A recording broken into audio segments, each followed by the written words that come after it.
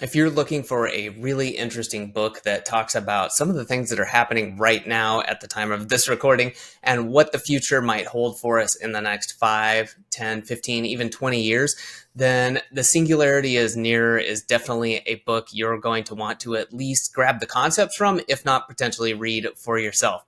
Hey, I'm Adam Moody. I want to share with you my experiences and thoughts about reading this book and a couple kind of takeaways and some of the key points. So let's get into it.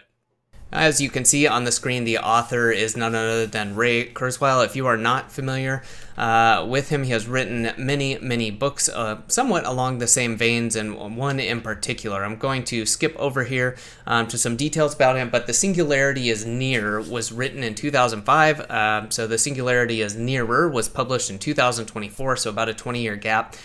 Between there. That's also interesting and of interest, although at this point I think just perhaps grabbing the highlights out of that, if you find this book of interest, might be worthwhile to you. So you know who he is. Obviously interested in the future. I think calling him a futurist is not stretching it too far. He thinks about this stuff, does a lot with it, gives a lot of advice, and has a practical background.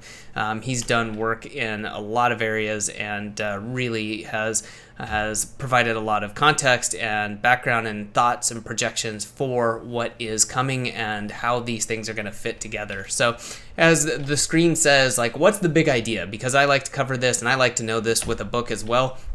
And so without reading this to you, that's a lot of text, but this is about the least I could condense it to. And what we're looking at here is kind of the forward progress in many areas. And it's important to know what these are, but namely AI, nanotechnology, biotech.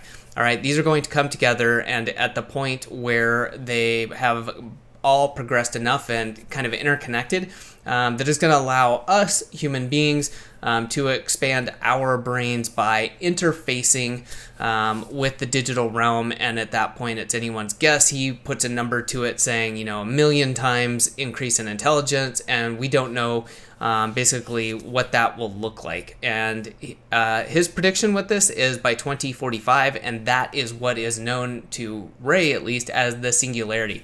This term crops up a lot, whether it's science fiction, future projections, but that is what he is calling that for his definitions. And I think it works because this is kind of the point where we can't see past that, and part of why that term is used. So let's talk about his predictions. This is something he's pretty well known for, and I want to talk for a couple different reasons about this in a couple different ways. So one, I want to share what I think are the most important ones that he lays out in the book. 2029, artificial general intelligence. So this would be, a human level, completely autonomous intelligence. That's pretty soon. The recording of this video is 2025. And he, I believe, laid out 2029 as AGI in the original book, but don't hold me to that. And then in 2030s, which is right around the corner, if you're putting a prediction to 1 year of 2029, he's then saying in that next decade that there will be the beginning or useful neural interfaces. Neural interfaces already exist. This is something we have actually been working with for quite a long time, but making them practical and things people will be doing. And then also talking about huge advances in nanotech and biotechnology, and then breakthroughs in longevity as a result of all three of these coming together. All right. Now, we also covered the 2045 singularity, and now I want to talk about the chapters and a little bit more detail of what kind of goes into each one of these. So in chapter 1, Ray talks a lot about where we are in the 6 stages or epochs that he has defined. And what Ray has to say about this is that we are in the 4th out of 6. And what that means in a very short way of saying it is that we are using technology. We are making use of it to improve ourselves, to work faster, whether that's faster computers, things like that. But we haven't yet started to merge them, and he says we're at the end of that, and based on his predictions again, we're going to move into the 5th epoch of we are going to, merge with machines or digitalize in some way, shape, or form, whether it's the full-blown merging, as he explains it, or it's somewhere in between. And then after that, he basically says that the last epoch would be the universe kind of wakes up and becomes smart, and what that looks like. There's a lot of predictions out there. I won't go into that, but that would be post Singularity kind of timeline. Chapter 2 is titled Reinventing Intelligence, and I think that there's some really good background that goes into this, and Ray goes into things like neural nets, where they've come from, where they're going, what the kind of different schools of thought are, as well as how we might be recreating the neocortex by using deep learning, things like that. It's really interesting, and again, if you want kind of the background and some of the ideas of how this might be going, that could be really helpful. Again, there goes into more and more of how this is going to work on the technological side. Will computers be able to simulate human brains in the next decade or two, and how we're going to be kind of accelerating on the digital side. Okay, chapter 3. Who am I? I found that this is really interesting, and I think this gets to some really important questions, and as evidenced by the title chapter, and we don't often understand ourselves who we are. If we offload our notes to Notion, to a Google Doc, is that part of us? And it sounds kind of silly. It's a basic thing, but that starts that chain of questioning, which can lead to like the ship of Theseus idea of, if you rebuild or replace one thing at a time, when does it no longer become the original ship? When do you not become the original you? I think there is and there will be a lot of fear around integrating with digital, whatever that ends up looking like. And again, there could be different reasons for worry. It could just be the idea of it not being natural or organic, or it's new. It could be privacy concerns. It could be safety concerns. It could be all of the above. But it also comes down to then, if you just have a fear of it itself, that there's some thought exercises you can go through and kind of think this through. And again, the ship of Theseus idea of, if you replace one thing at a time, over a period of time, you completely replace something, is it still the original thing? And I love one of the examples given is Ray mentions how often like different cells and different things in the body are replaced, and over a timeline, most of you's replaced. So is it really you? Should you care about this? And I think that part of this is going to be a very important personal choice, and how you feel about that, and it's going to help dictate policy as well. And so I think it's interesting enough and important enough that people are aware of this and spend some time thinking about it. In chapter 4, Ray really goes deep into this idea of life is getting exponentially better. And I think it's a really good background. It's really good to see some of this and see the numbers. And as usual, Ray's backing it up. These aren't just wild claims, of course. And he covers a huge number of areas. And there's something that I believe he alluded to, or he mentioned as well. But this is also on a broad scale, and that there are still problems locally, whether that's a nation, whether that's in a region, that while in most cases things are getting better, that there's still issues. Because as I was reading this, I was like, yeah, things in general seem to be getting better, and when you look at the charts or you look at the graphs. But at the same time, there are problems, there are things that need to be overcome. So I think it can be you got to be careful not to just look at this and say, okay, well, everything's great. Well, yeah, if it's great for 51% of the people but sucks for 49, then there might still be a problem.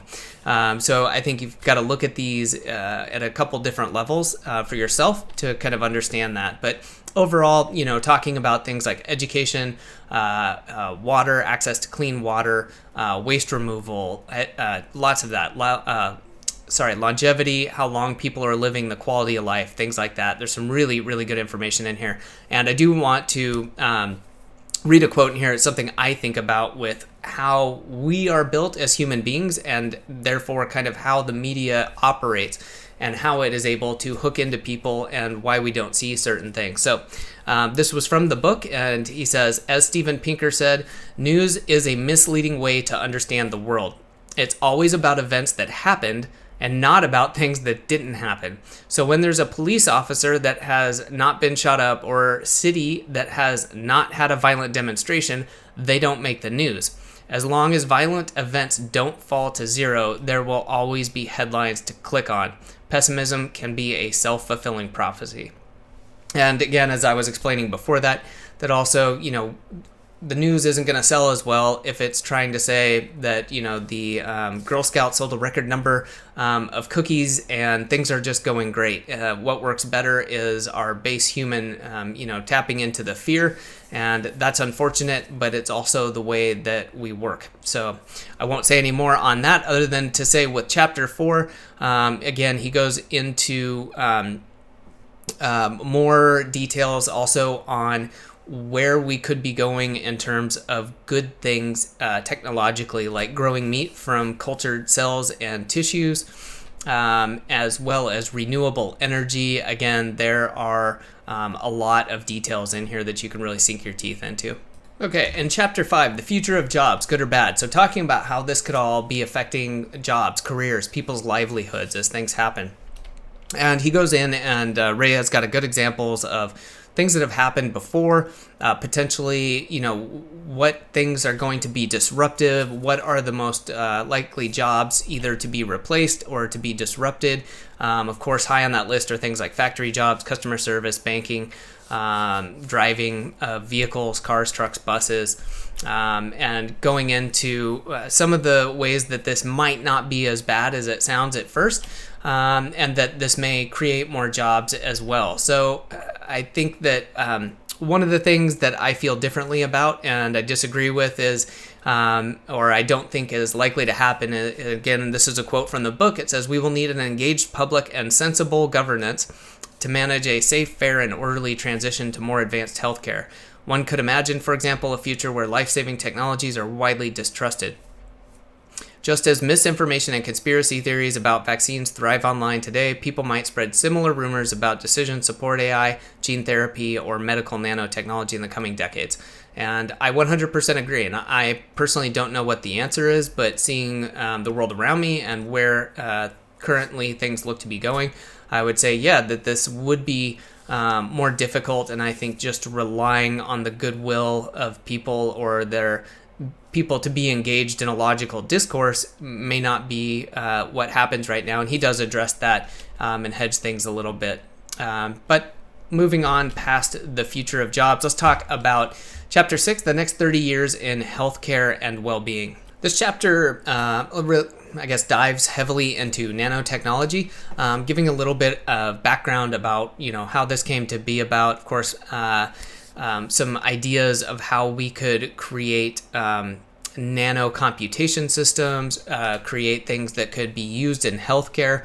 And I think that, if we are able to come to see this past, then we start to see some really good changes with the merging of nanotechnology and biotechnology and what these breakthroughs might look like. And by the 2030s, talking about life extension, things that we can look at increasing life expectancy greatly and going in and doing repairs at the cellular level by using these things that we have by then hopefully developed. So lots of talk in there about the way we work as human beings, as organisms, and how nanotechnology might fit into that, and some interesting ideas there.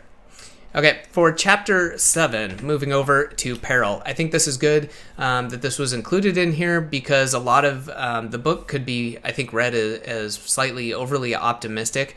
But I like that he put it as there's good reason to believe that our civilization will overcome these perils, not because the threats aren't real, but precisely because the stakes are so high. So he goes in and lays out the arguments for what are the major things that could cause huge issues, whether it's, crisis involving the entire planet, the extinction of all humans, things like that. But just lays them out and you're able to go through that and see things, whether it's, all out nuclear war, super intelligent AI, what could go wrong with that. And I will say, I think that for some of this, where we're talking about artificial intelligence, and if you want to look at good, bad, in-between scenarios, and what that could look like, I highly recommend checking out a book called Life 3.0 by Max Tegmark. Fantastic introduction, kind of showing a made-up story of what could happen with artificial superintelligence if that's created, and what that world might look like in a couple of different scenarios. And then they go on to have in that book much more discussion, of course, about AI, what could happen with that, what's important, what we need to be thinking about. But this basically wraps up the book, and I want to talk about a couple of more things. I normally talk in book reviews or overviews about what I will implement, and I left it in for this one, although it's a little hard to say I'm going to actually implement things from the book. But it's things that I want to do, like fixing my spelling eventually on here automatically, but continuing to keep an eye on developments in AI and ML. I think that this is good for anyone, really. I believe people in general should be more concerned about AI, and by concern, I don't mean in a necessarily a negative way, but looking at where it's going, understanding what the implications are, and being aware of what this means to them, their life, their family, their region, whatever it might be. Also, looking at what would change as these predictions take place. All right. I think that it's important to consider, and I remember this from an article Taylor Pearson wrote. I believe it was kind of in response to the Black Swan book, and the singularity to me is like Taylor said, is almost the same as aliens attacking. How do you prepare for post singularity? And the answer is you probably don't, because you have no idea what it can do, what it would be like. So there is no preparing. There's no prepping, the bunker for it or anything like that. Now, before the singularity, I believe that you could say, well, if these things are going to happen, if we're going to see these types of technologies coming online, then you can start to say, okay, what are some things I could reasonably do that would be helpful to me as either a hedge or to help me prepare, and start thinking through things like that. Also, these questions like what becomes scarce if that's between now and singularity, what does that look like? What becomes needed? If all of these different types of jobs are going to go away, are there others that are going to stay? And is my career stable? What does it look like as these things happen? And then the flip side as well. What won't be needed? Maybe what should I be looking at not planning on doing or having, or things like that. So in summary for the book, I really enjoyed this. This, like any book, depends on if you're into it. I found it very easy to read. I think that there's a lot to chew on. There's a lot of references if you want to dig deeper into this stuff, and that, it's up to you. For me, I enjoyed just giving it the read over, checked out some of the references, the footnotes, things that caught my eye, and just wanted to get the feel for it. I think, again, who would like this? Well, hopefully someone at all interested in what the future could hold, and who believes that these things are coming online and are important. If you understand what AI is doing right now, you may believe, okay, we're headed towards some sort of AGI, ASI future. You may believe, nope, we've kind of hit the limit, or this is never going to go anywhere. But regardless, there are changes occurring, and there is going to be more. So it may behoove you to think about what the future might hold.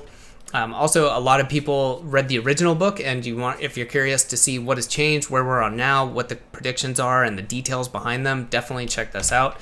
Also, anyone who's interested in how the confluence of these several technologies could turn out the pros and cons, and really getting into that, could be really, really worth reading. I will say real quick, one thing from reading, I believe it was Decisive by Chip Heath, is to be careful of, and not in a suspicious bad way, but generally relying on experts to make extrapolations and predictions into the future can be a really dangerous business. And so I had to remind myself while reading this that yes, while Ray has made some great predictions, things have turned out, it can be, one, incredibly difficult to do, and it's been proven time and time again that it's generally better to talk to experts about, their wealth of knowledge and maybe what's going on now and how things are happening, instead of saying, hey, give me a date in the future that the singularity is going to happen. So with all of this, you probably need to, really think things through and think it through for yourself, instead of just taking this as, okay, this is the way things are going to happen. Well, thank you for watching. If you have any questions, comments, leave it below, and I will get back to you. Thank you.